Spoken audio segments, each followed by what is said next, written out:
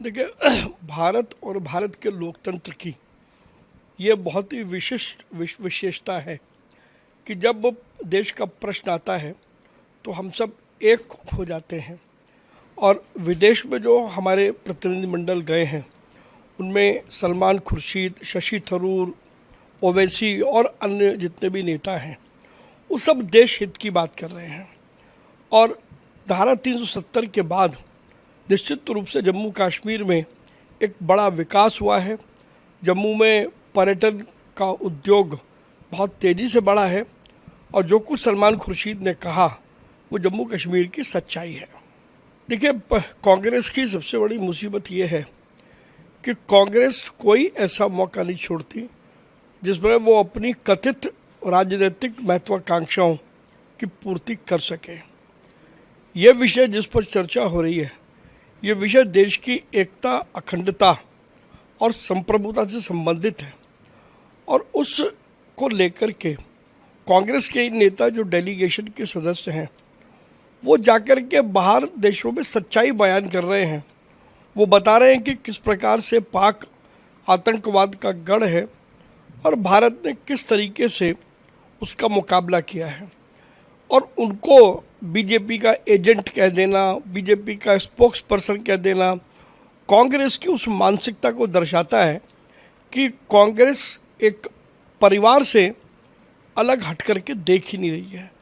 ये देश का मुद्दा है, परिवार का मुद्दा नहीं है।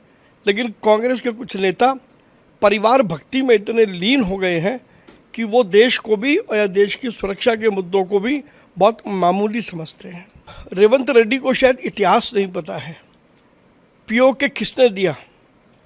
जो भारत का हिस्सा था वो पाकिस्तान को किसने दिया? ये कांग्रेस और कांग्रेस के उस परिवार ने दिया जिस परिवार ने एक लंबे समय तक देश में शासन किया है। तो रेवंत रेड्डी अब उस भक्ति में लग गए हैं। मुझे लगता है कि देश से इनको कोई लेना देना नहीं है।